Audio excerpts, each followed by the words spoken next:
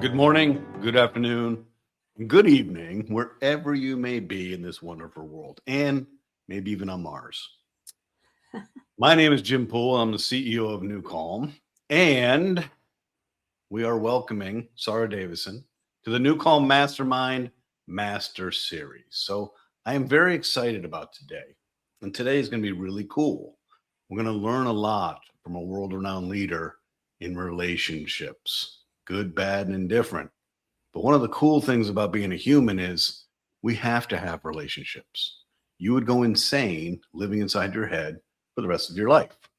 So a common denominator for all of us is we need food and we need water.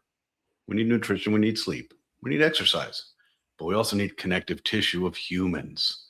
And invariably, all of us will get involved with somebody who's not healthy for us. And today, we're going to learn some tricks, some techniques, and some advanced pieces of the puzzle to help us heal our wounds and our scars from these relationships that have befuddled us, confused us, hurt us, and left us kind of, well, maybe with a scab or two. So with that being said, Sara Davison, I am so excited to welcome you. You are a brilliant person and you're doing very important work, and we appreciate the work you're doing. And most of the people today may not have met you before. So why don't we start with, who is Sara Davison? Oh, thank you, Jim. Honored to be here. Thank you so much for inviting me. Well, yes, I'm best known with the catchy job title of the divorce coach. Was something I dreamed to do when I was at school, for sure. But I fell into my work. As you can tell, I'm not from the States. I'm from the other side of the pond. So I'm speaking to you from London in the UK. And yes, I help people to cope better with any kind of breakup, divorce, or toxic relationship recovery. So that could be anywhere on the scale of domestic abuse, from just stubborn and selfish all the way up to sociopathic and psychopathic. A lot of narcissistic abuse in there as well. So I founded my business to help people because I didn't want them to feel like I felt when I was catapulted out of my own marriage about 17 years ago now. So it was a long time ago. But since then, I've developed many different angles in my business to help people cope with any different difficult or scenario that comes up under any of those challenges that so many of us go through in life, for sure. None of that sounds easy, which in part is the reason why I applaud you for the important work you're doing. This is a choice, right? You are an adult, you have choice, and this is your choice to help people solve very complex problems. So we applaud that. And this is really important work you're doing. Before we get into some techniques and some history and some personal journey that you came, how you got here, I would be interested to know, you've seen a lot, but there's patterns that you see. Share with us some of the patterns that you see in either somebody being introduced to somebody who's charming and amazing and sensual and sexual, and then what are some things we should be looking for just in general so that we can say, yeah, I've had that happen, or yeah, I've been there? Well, firstly, this can happen to anyone.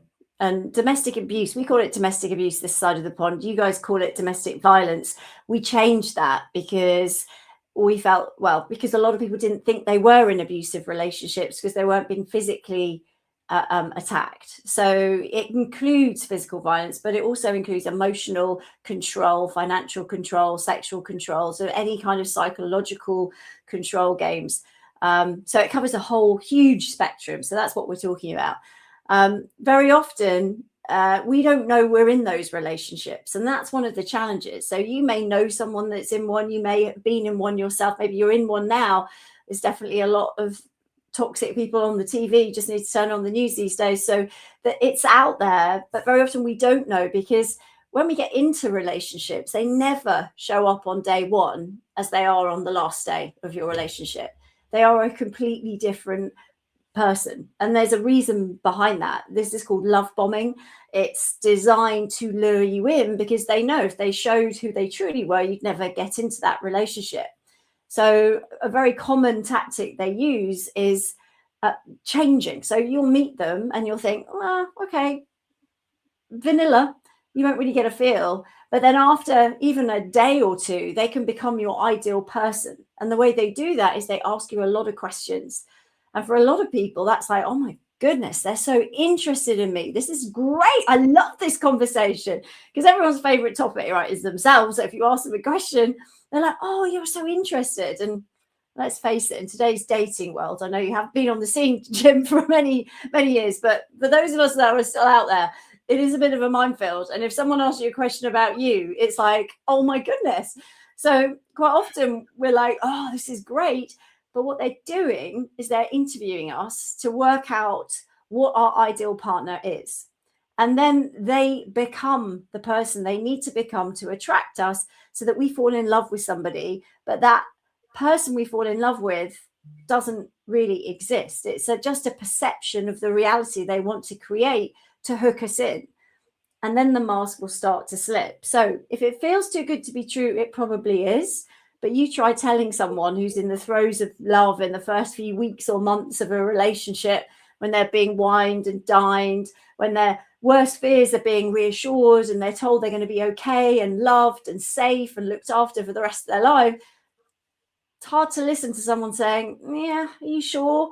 And even if you're thinking, oh, there's a bit of a, the mask slipped for a little while there, because we've got our rose tinted glasses that are duct taped on really firmly, it's very hard. And then by the time we realize, by the time it's like, oh, this is pretty bad, usually we're in so far, it's very hard to get out. So yeah, at the early days, it's really trusting your gut. But that's one of the challenges we have, that we're highly empathetic to get into a relationship with someone like this. You can't get into a relationship if you're not, because you wouldn't tolerate the behavior. You'd stand up for yourself a lot more. You'd be more vocal, and they couldn't get their claws in. They wouldn't have the control, so it wouldn't work. So people pleasers, people that are in caring professions, people that really want to help and don't like conflict, rather just, I'll take that on, I'm not going to rock the boat. They're the kind of people, the personality types that, are attracted into these relationships, because we're easier to manipulate. Wow. Sounds frightening. Sounds like a chameleon. Sounds like an acting job. And it also sounds like we want to believe. And when our intuition spikes us in our tummy and says, hey, something's not right here, we override it. And when the friends and family around us say something's not right here, we don't pay attention to it. So it is a trap. Yeah. So I get involved in a relationship. I'm in love. I'm filled with endorphins. I can't believe this has happened to me. It's all just the most amazing thing ever. I have just this glow about me. And then the mask starts to fall. And at some point, the mask has fallen enough where I now have a pit in my stomach. Now, what do I do? Well, the challenge with this is the mask won't just fall off. It is very slow, subtle. So domestic abuse is defined as consistent, persistent acts of bad behavior, as in toxic, abusive behaviors, over a long period of time. So if you take one isolated instance, say lying, say confusing behavior, rewriting the narrative, that you're like, hang on, I don't think it happened like that, but they're so convincing, can talk with 100% certainty. So you think no one could be lying if they're saying something with that much conviction. But the challenge is they are, and we don't see it. But it's slow, and on its own, those incidents, you're like, maybe I did get it wrong, or maybe they didn't mean to lie, maybe they got confused. So they don't really look like anything too bad from the outside or as a one-off. But when you stack these together over a long period of time, what happens is that you then start to realize, but by that point, you're probably either married, you're madly in love, financially dependent, you might have children. You will have been isolated from friends and family, because that's how they get their control over you. But this is the interesting thing, Jim. Abuse isn't always nasty. Now, what I mean by that, and a lot of people will think, well, yeah, it's bad. It is bad, but it can be that, for example, certain people in their sphere may think they're the best person in the world, the kindest, most generous person, because that is how they want to appear with that person in their life. That's how that person serves a purpose in their world. So other people won't have the same belief system, but also they might say things like, oh, do we have to go this weekend and see your parents? Don't really fancy it, a bit tired. Do you mind if we stay at home? And then as a caring partner, you might go, well, okay, yeah, sure, that's fine. I'll go on my own, or I'll stay and look after you. And then over time, it gets worse. It might be, oh, your parents are boring, I'm just not going. But it doesn't start like that. But the isolation will creep in. And then the comments like, oh, good for you wearing that dress with no sleeves, like even with your chubby arms, just good for you. You're so confident. And I've had clients saying, well, they're really complimentary. I'm like, that isn't a compliment. How does it make you feel? It chips away at your confidence. It makes you feel like you're not worthy and you have to try harder. So you're always striving to get into the good books and walking on eggshells. So by the time you get to the point where you realize, then the problem is your confidence is so low, your self-esteem's been eroded, you're isolated from the people that probably would and could help you.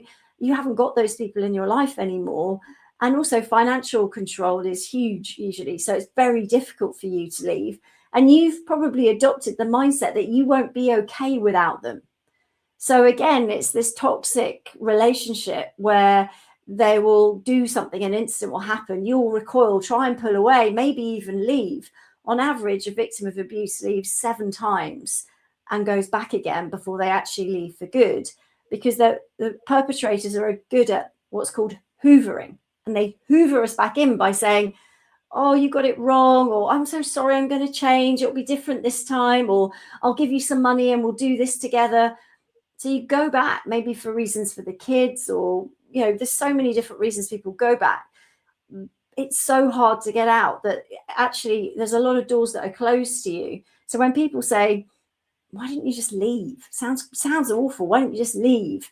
That just shows there's a misunderstanding of the depth of trauma that you're experiencing. And if you are traumatized, then, as you know, with NuCalm, it's very hard to do anything. And there's very little out there, apart from now, as I've discovered with NuCalm, something to help you kind of start to take your power back with that trauma that lives in the body, even if you're determined to leave.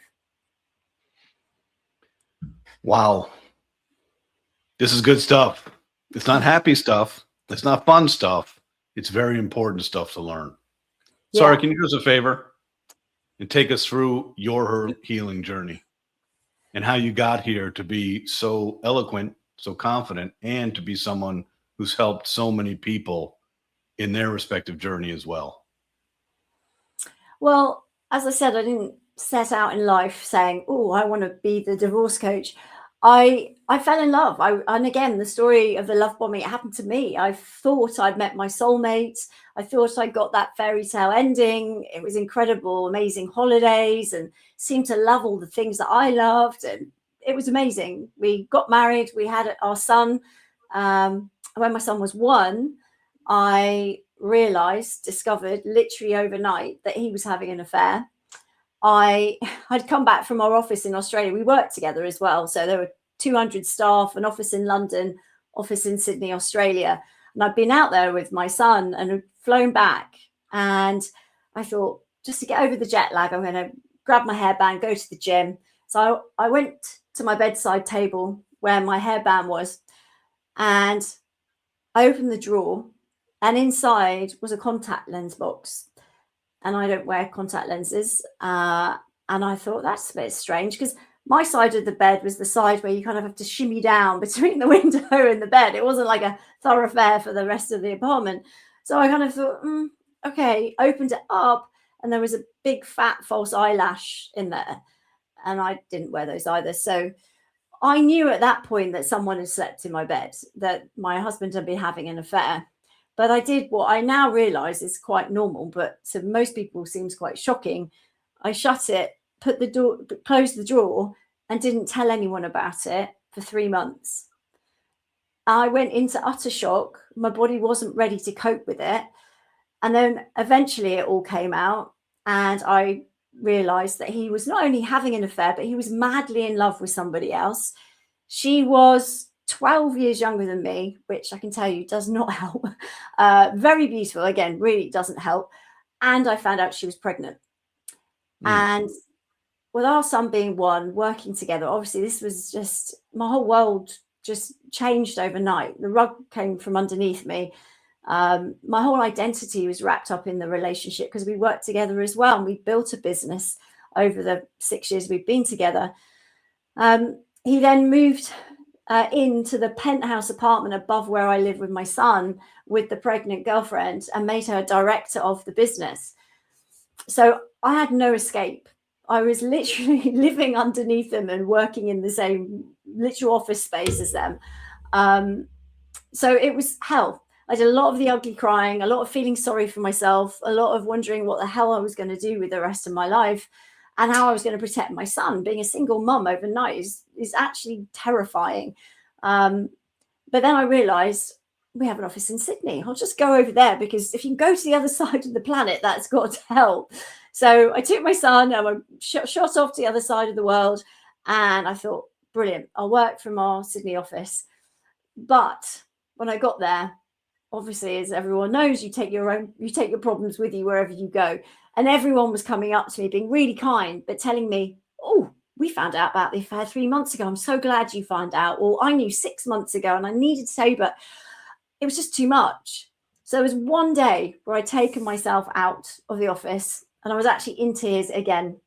And I was walking down Balmoral Beach, which, if anyone knows it, is stunning. It's white sand, turquoise sea. Everyone around me was living their best life, swimming, playing on the beach, couples hand in hand, joggers. But I was sat there on a sea wall, just sobbing my eyes out again with that real physical pain that heartbreak brings, even though it's not physical pain, it feels like it. And I just had a moment where I was like, enough of the pain, enough of the crying, screw you, watch this. And in that moment, my motto was born, screw you, watch this. And I decided that as a coach for 15 years at that point, I was going to create tools to help me through it because I tried therapy that didn't touch the sides, to be honest. I needed to know, how do I show up when the pregnant girlfriend's there? What do I say? How do I act? No therapy was giving me the answers. So I created very practical tools that help with all those different scenarios that I was dealt with, like how to stop the crying, how to stop leaning on my mum at 2 a.m. to call her asking for help, how to take my own power back. So I created the tools, and that's really where I went from there. I decided, let's get out there and help people. And the business grew. I set up my coach training school. We've now trained over 800 coaches in 31 different countries. I've written 5 books. Screw You, Watch This being my favorite one, which came out in November. It's a great title, How to Recover from Toxic Relationships. That's a good one. And it just helps a lot of people. I have a podcast as well. We have amazing guests like you, Jim, being on. And yeah, we're out there helping a lot of people. And then recently I founded the Breakup and Divorce Club for anyone in the world who's dealing with any of these issues, because there really isn't any support that's really affordable, that's, that they can come in, just get access to all the tools, all the support, all my coaching. So yeah, I just built the business based on the needs and everything that I wish I'd had. So yeah, that's what I do. And that's how I've got through it, I think, because my ex-husband is definitely the gift that just keeps on giving, Jim. So every time something comes our way, my way, my son's way, I go, okay, well, I can learn from this. How can I turn this into something that I can help other people so we can navigate these challenges? Because there's a lot of people dealing with this. You might have friends, you might have colleagues, it might be someone in the workplace, it might be somebody, an intimate partner, but it can be, a sibling or a family member. We're all dealing with difficult people at times. And heartbreak is something we all go through, unfortunately, at least once in our lifetime, usually more than that. So yeah, so we are helping a lot of people, which is therapy for me, I think. Well, thank you very much for sharing your story, your vulnerability. It's never easy to reflect back on those moments. I'm sure you can visualize yourself at that beach sobbing. Mm-hmm. So you said you've created a tip for yourself to get you to stop crying. What is that tip? Well, physiology, moving your body is the absolute key. It's the last thing you feel like doing when you're on the floor. And I slept hours on the bathroom floor, so on off crying. And I realized that if I stayed in that place, the emotions stayed with me. If I stayed low to the floor, I felt like I was nothing because I was on the floor crying. You don't get lower in life than that. So just standing up, putting my shoulders back, head up, changing my physiology. When you're in those situations, the overwhelm is so massive. If the technique you need to use is complicated, you're not going to do it. And I realized that there were so many things that could, we could be like trying to think this and doing that. Simple things, just get up off the floor, walk around, take some deep breaths. If you can get outside, then go outside. 2 a.m., probably not ideal in London, especially most of the time. So don't want to be doing that. But walking around the apartment, putting the lights on, getting some energy going, even gentle movements really helped me at that point. Do you know what I wish though, Jim? I wish I'd had NuCalm because that would have changed it for me, but I didn't. So I was making up my own stuff to move it and then changing what I was saying in my head. And when people ask me, how are you?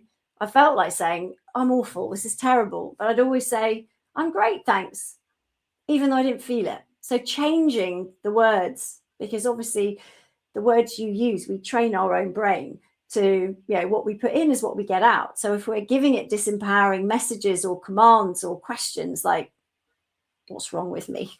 Why has he gone off with this beautiful woman? Why am I not that attractive? Then your brain's going, oh, I'm going to come up with an answer because it has to. So it's coming up with some answers and they're never going to be good. So asking them an empowering question, like, what can I do right now that will make me feel better? Who can I speak to that will cheer me up? Those sort of things really help you take your power back. And they're simple to do, really simple. And it's not easy because you're married with your son. So this gentleman and this memory and this scab and this behavior is with you for a long time, like the rest of your life. Yeah. Yeah. And you've learned, as many people have learned, that nothing changes that person's character. There is no evolution.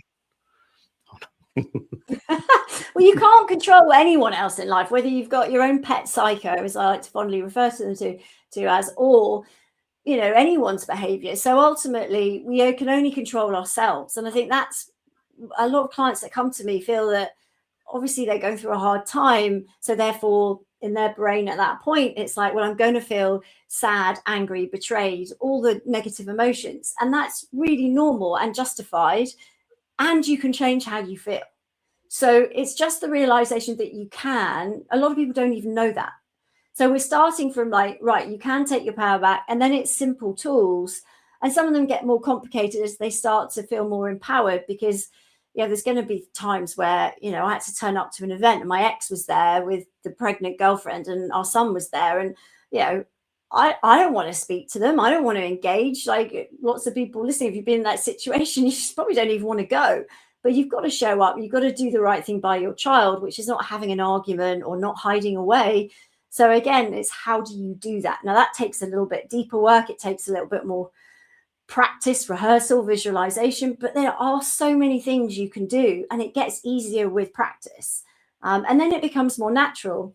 But also, if you can change in your mind that sometimes your greatest pain in life can actually be your greatest gift, whether it's a learning, whether it's a valuable life lesson, then that gives you hope that you can get through this. And hindsight's a beautiful thing. And looking back is easier to go, oh, I can see how that actually made me stronger and more confident.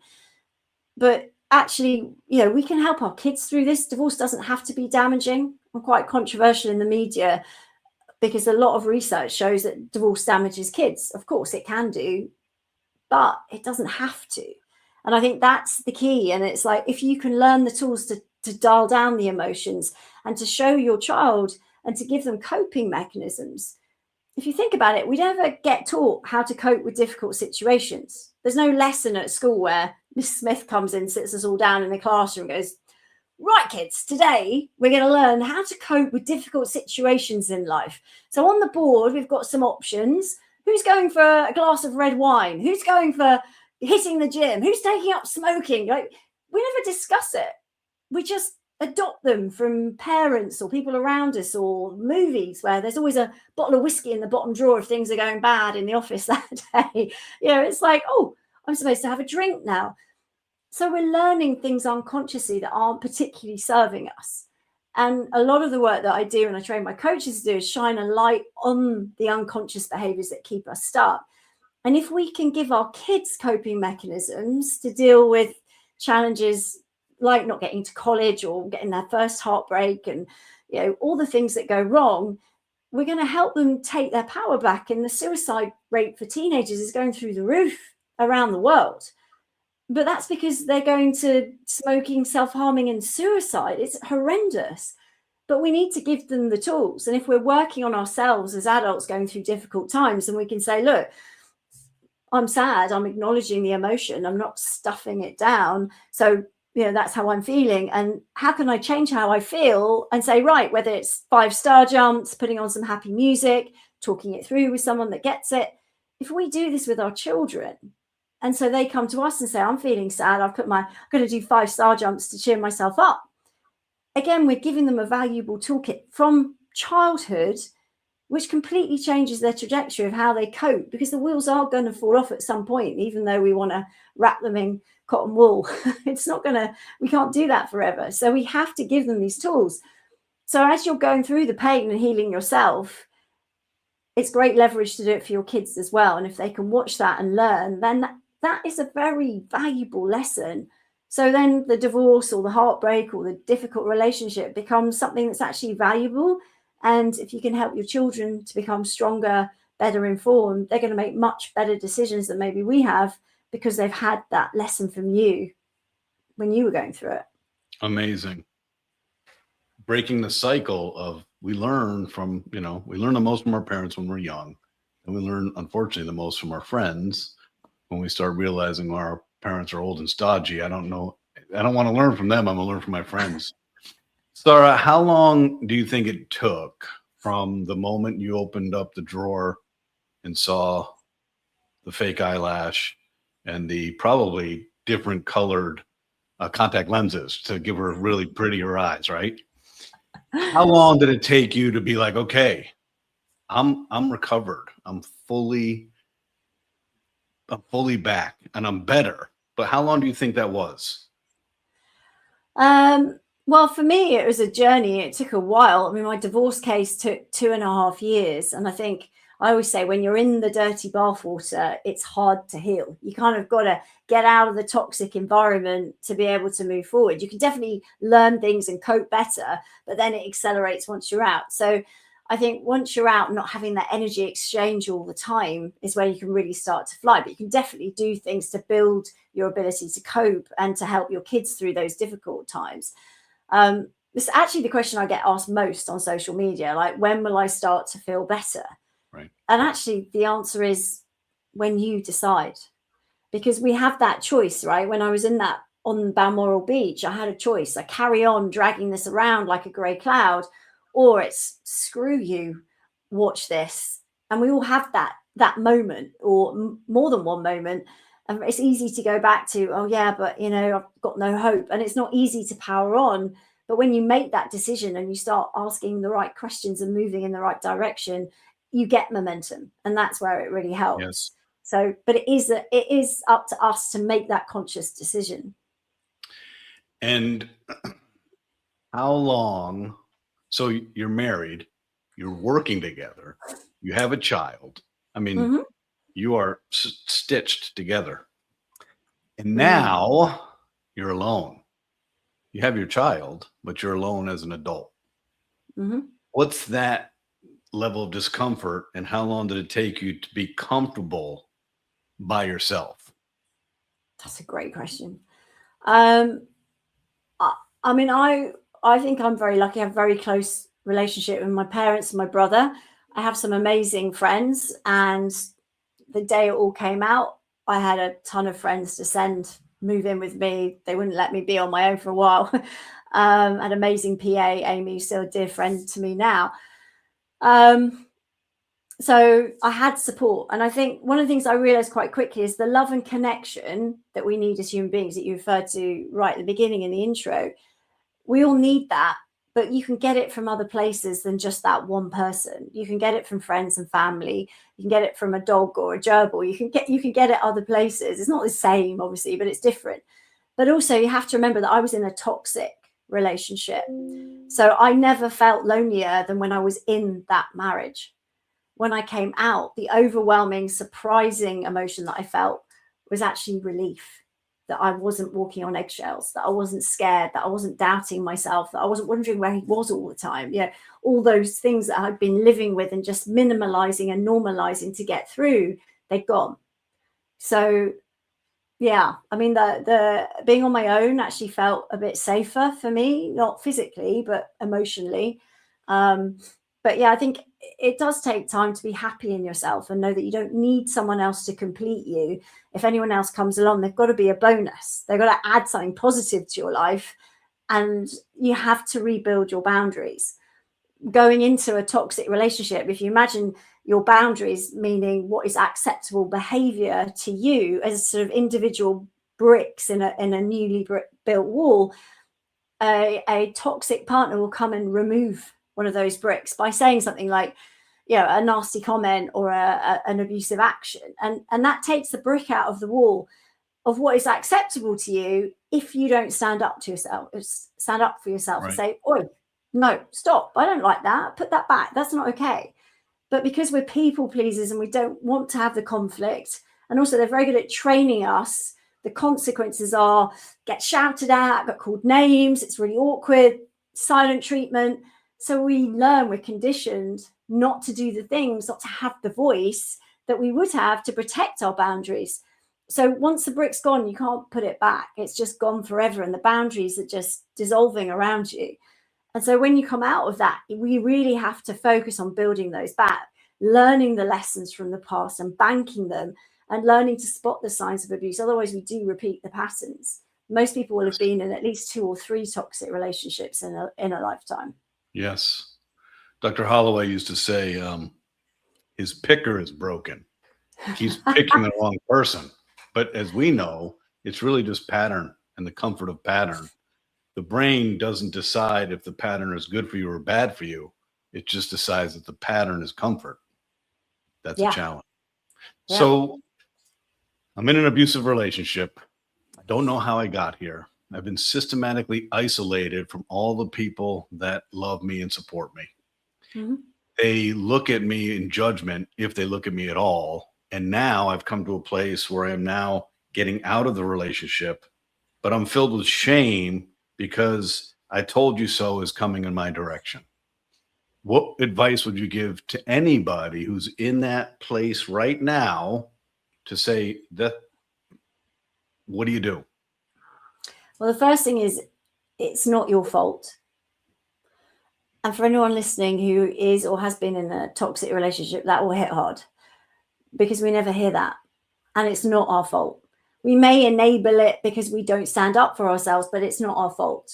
And there's nothing we could have done differently to make it better. It's just not our fault. And also, as the incredible Giselle Pellico said many times recently, the shame is not ours to carry. It's theirs. And again, I think that really resonates with anyone that's been in an abusive relationship. So I think it's coming to terms with it, because once you realize you're in an abusive relationship, it can hit you pretty hard because it's embarrassing. You feel stupid. You think it couldn't happen to someone like me. And most people probably don't know they're in it, because coming to terms with it is very hard if you think it's your fault. I have clients coming to me for the first sessions who have no idea that that is not okay, not acceptable, and they think it's all their fault. And it can take a little while to shine a light on what is normal and what isn't, until they start to see the difference and actually start to miss it. I think the first thing is to reach out for help, because there are specialists out there, and your local domestic abuse charity can be a lifeline for a lot of people. And in the States, you have some great charities. In the UK, very lucky, we have great charities. I'm the patron of a domestic abuse charity here. And their job is to listen, and they will believe you, and it's confidential. And they also, because they're local to where you live, they'll be able to hook you up with all the relevant support services, like the emergency services and the housing services, and give you the right advice for where you live. And they'll do a risk assessment as well to make sure you're safe. Obviously, if you are in danger, then you've got to call the emergency services. That's the first thing. But if you're thinking about leaving, getting your ducks in a row is important. I don't want to scare people, but the statistics are scary that 30% of domestic homicides happen within 3 months of separation. Even, and this is the most shocking thing, I think, in those 30% of the homicides, 80% of those murders, there was never any physical violence before. So that means that it's escalated massively at point of separation. And that's because as you pull away, their need for control increases. So they literally will sink to murder to get that control back. But a lot of people won't realize that they're at risk at that point because there's never been hurt before. So they'll say, well, I'll go back and grab that bag now that we're out, or I'll go back and talk to them about. And again, I'm not saying that that's going to happen, but it's definitely a higher risk situation than most people realize. But this is where a domestic abuse charity can give you those guiders and pointers. So that's definitely important to do. And nowadays, there's a lot more information out there. So get educated about what you're dealing with, and speak to someone who can help you navigate that. I have free resources. Lots of people on the internet have resources on this. Go to a trusted source and get information on how to protect yourself when you're leaving. It's really important. That's amazing. And yeah, no, none of this is easy. But if we're not aware, if we don't know those statistics, if we don't know the risk assessment, if we don't know it's not our fault, if we don't know shame and embarrassment are not us, that's not for us to carry, we're stuck. Yeah. I have an interesting question for you, Sara. And that is, you got out of this relationship. You found your strength and your courage on that bench, and you've not looked back. But I suspect along the way, you've dated again. Mm-hmm. Have you fallen into the same trap? No, but this was not my first toxic relationship, Jim. So I didn't realize this until afterwards when I was doing the work, but there were quite a few relationships before which weren't particularly healthy. And I think this was obviously the big one. But when you look back, you can see. And then I was like, right, I am not going down that path again, which is when I really got educated on what is abuse and how did I get into this? Because I'm not stupid. I'm not the most intelligent person by a long shot, but I'm not stupid. And I kind of felt something was wrong. And I'm quite intuitive. And yet I overrode my own internal burglar alarm system millions of times. That was telling me, get out, don't do this, don't fall in love with this person. They're lying, don't do that. They're cheating on you. There must be.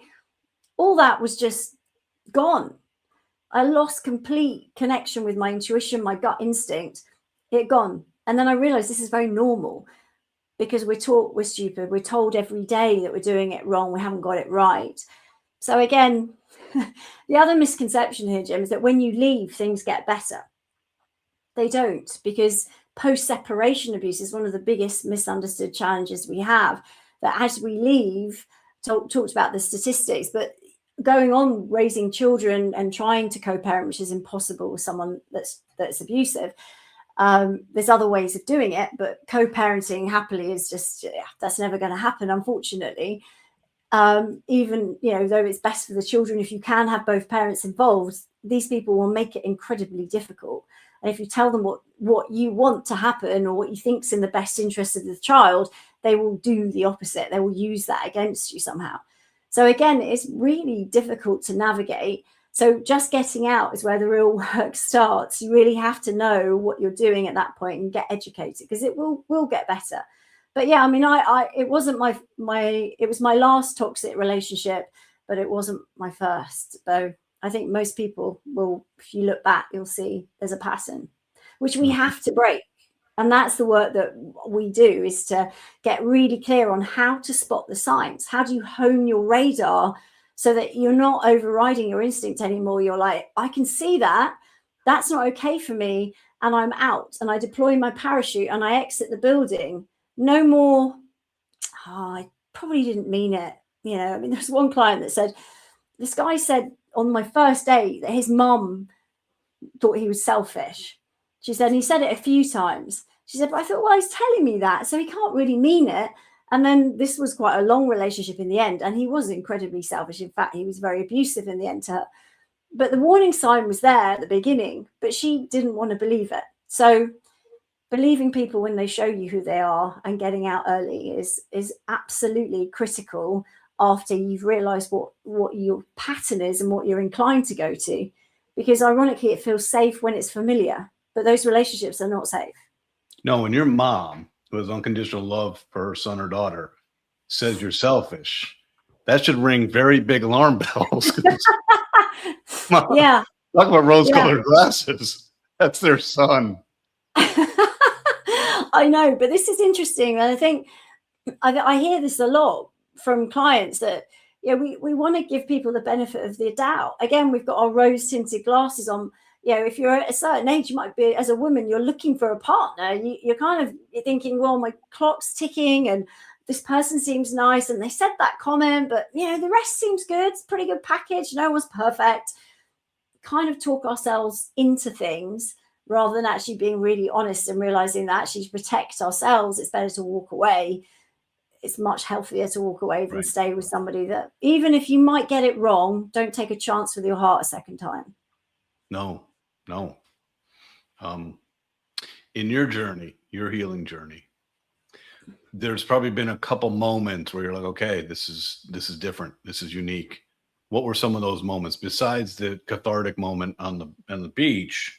But what were some other anchors along your healing journey? You're like, wow, I'm on a different trajectory.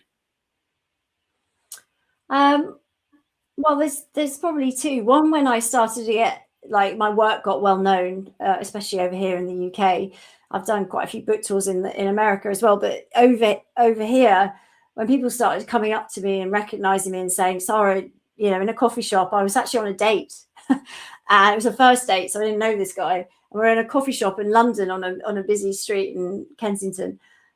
And the door opened and this woman came in, and the next thing I know, she was literally in my face and she was like, oh my God, it's you. Oh my God, I've never met, because we did coaching on Zoom. She's like, can I hug you? And I'm going, oh yeah, okay, hi. And and this guy was like, who the hell are you? Like, what is this? But it was nice to get the positive feedback. It's something that's been so horrific for me. And actually at times since then has still been horrific, because as I said, toxic people never let go of you. They don't just leave you in peace then and move on. It doesn't work like that. So actually that when I started realizing that my work was having an impact and actually positively, not just helping my clients, but their children and their friends. And then with my coaching school, the ripple effect, I think there's something that I'm really grateful that I was able to have a part in that. But then there was this other time last year in November where I went out to Hollywood to speak at an event. And I was on stage speaking about what I do. And then this guy called Jim Poole got on the stage after me. And he said that he could help heal trauma. And I was like, oh, here we go. Okay, big claim. Let's see. I struggle with CPTSD from the trauma that I experienced actually in the post-separation period, not during the marriage. It was something that happened 6 years ago. So because of my ex. And I thought, well, I don't sleep well. Like, I only slept maximum 2 hours at a time. And this had been going on for 5.5, 6 years. So I was like, this guy, American guy, standing up there telling me that it can cure your anxiety, your stress, your trauma. I was like, well, you know what? I'm in to try anything, because I've been trying every single modality I could find to see if I can, because that's what I'm like. I'm like, give it to me. I'll try it. I'll just try anything. And I've tried some pretty weird stuff. And some of it moved the dial a bit, but nothing's got rid of it. And I find that I can manage my own thoughts during the day, but it's when I'm sleeping, when I'm unconscious, that's when it gets me. So I'm like, okay, I'll give this NuCalm thing a go. Spoke to him, seems like a really nice guy. Met his wife, she's adorable, seem like decent people. And my friends there who are running the event say they're really good people. So, okay, done my research, let's give it a go. Anyway, when I was back in the UK, I got the speaker and I put it on. And the first I did the deep sleep one, and the first night I slept for 7 hours. And I was like, what is going on? And then 8 hours, 9 hours ago, I was like, this is amazing. And then I said, right, now I'm going to try the recovery because I have the trauma. So this is important. So during the day, Jim had said 3 o'clock time, try it, put my headphones on, lay on my sofa in my office in my eye mask. And literally my heart rate went through the roof. I was sweating. I was literally like 2 minutes in going, I don't think I can do this. What is this? So then I'm fortunate to have Jim on speed dial, poor thing. So I called you, didn't I? I was like, Jim, what is going on? This is really hideous. And I don't think I can get through 20 minutes here. And you said, do you think you might be a bit of a control freak at times? And I was like, yeah. And then you explained to me why I was having that and explained, keep going with it. And literally the third time I did it, amazing. It's definitely part of everything I do now. I've given it to all my clients. My son uses it every night, won't sleep without it, steals my speaker if he's left his at his dad's, really annoying. My dog loves it. My clients love it. Everyone loves it. And, you know, to the point where on a Saturday morning, my son's now 17, so he sleeps till like midday most days, you know. So Saturday, I'm fast asleep in bed. Next thing I know, I'm woken up by my son bursting into my room. And I'm like, oh my God. And he's like, oh my God. And I'm like, I'm sorry, you woke me up. And he goes, are you asleep? It's 10:30. I was like, what? I'd had NuCalm on and I'd slept for 10 hours just in a go. It was insane. So, yeah, it's really been a game changer for me, Jim. And I can't thank you enough for, you know, creating what you've created. I mean, the amazing difference you've made in my life, my son's life. You know, it's huge. It's absolutely huge. So I'm just honored to be here today, because without you, I'd still be only sleeping 2 hours a night. And many of my clients and the people I deal with are all impacted by trauma and sleep issues. So thank you from the bottom of my heart for what you've done. Oh, thank you for trusting us good people in LA to try something. My research. Give us a couple examples of client success stories that really just make you feel like, wow, I didn't see that coming. One of my clients, I run retreats sometimes. So I do like a 2-day retreat and I get people away to this beautiful country manor house in the UK. And I have usually sort of 15 people, something like that. So I can work with everybody one-to-one. And it's about getting them transformed in 2 days. So we go deep, we work fast. But the first moment of the day, everyone walks in on the Saturday, sits down, gets to know each other. And this one client came in, crossed her arms, and I thought, oh, you know, it's going to be a bit more challenging than some of the others that are like, I can't wait to get started. She was like, And we went round and she introduced herself. She said, hi, I don't know why I'm here. Someone said I should come, but I don't think this is going to work. Fix this. I was like, okay. And she, bless her, was going through an extremely hard time. Her husband had an affair with her best friend and then got her pregnant. And their daughters were best friends at school. So it was just awful for her. And I totally, you know, she was in a lot of pain. But I worked with her for a while because this wasn't an issue that was going to go away overnight. But she was amazingly strong. And one session, her daughter, she said, my daughter's written a note for you. She said, can I show it to you? She wanted me to give it to you today while she's at school. And she held it up and it just said, dear Sara, thank you for giving me my mummy back. And that still makes me a bit teary, to be honest, because it was such a beautiful thing that even her daughter had realised that her mum had gone on that journey too. So really special.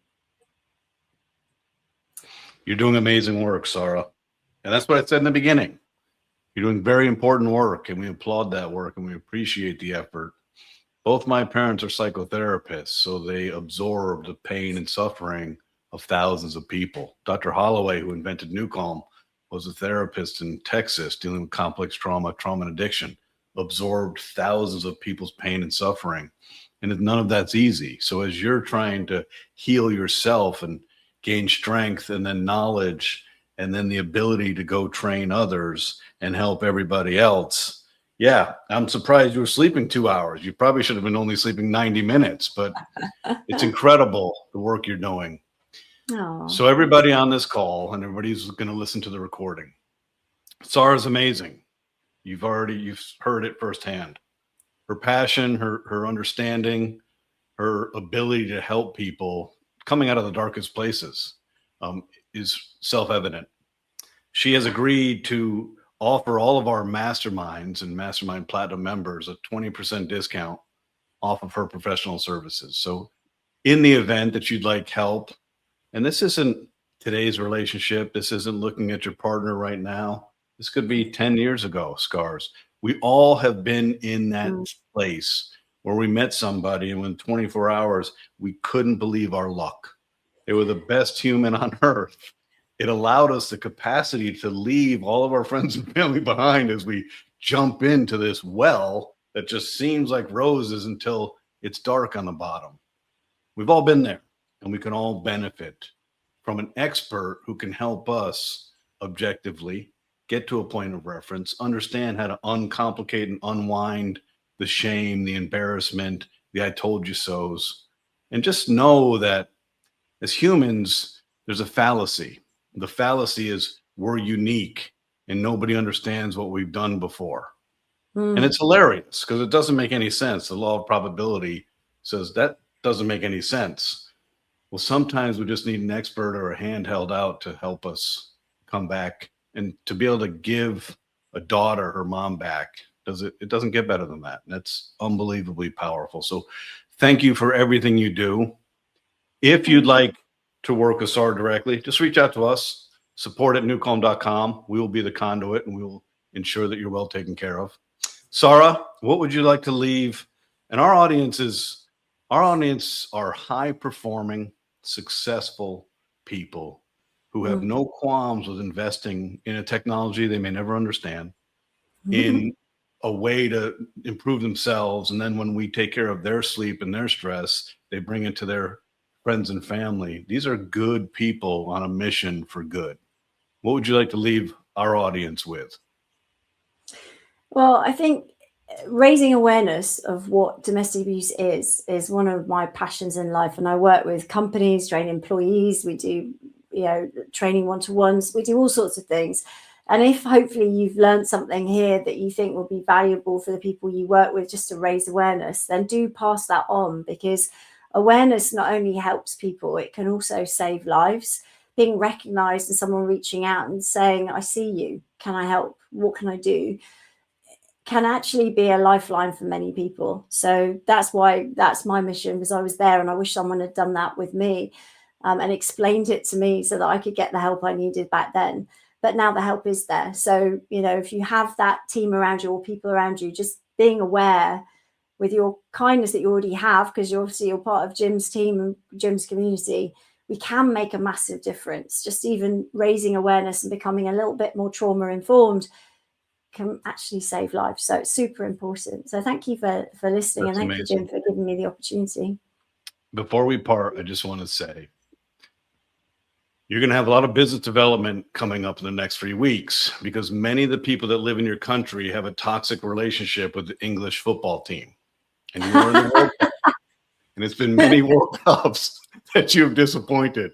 So this toxic entanglement is going to create a lot of opportunity for you. A lot of consulting England. in the next 4 weeks. Sara, you're amazing. We love you, and we're so appreciative of you giving us your time and your expertise. It's been an amazing interview. Thank you, thank you, thank you. Thank you, Jim. Really appreciate it. Take care, everybody. Be well. Take care of yourselves.